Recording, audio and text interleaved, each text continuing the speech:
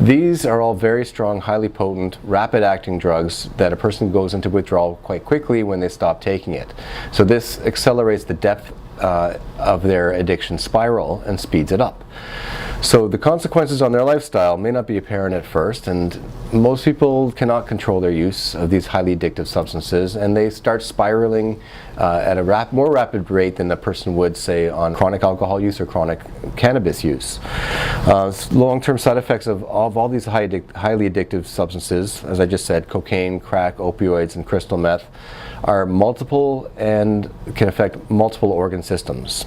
As I said before, it is an addiction spiral that happens, and even though there's not one particular thing that I can say is common to all of them, the one thing that does override all of this is a general deterioration. The person is deteriorating, they lose interest in all the things going on in their life that they once enjoyed. There's no more balance with recreation and fun and entertainment. They become isolated and basically want to be alone with their drug of choice. Relationships fail. Friendships fail. They will have problems eventually, possibly with work, and so there's a lot of long-term complications that go on. Now, these are not, I'm not giving the medical complications in this case because they're not so obvious with these drugs.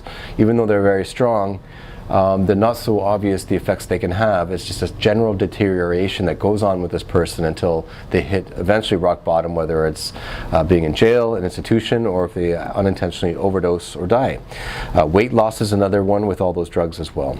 So if you have any questions or concerns, I would love to hear it, but that's my answer in a nutshell as far as what happens if you don't stop taking drugs.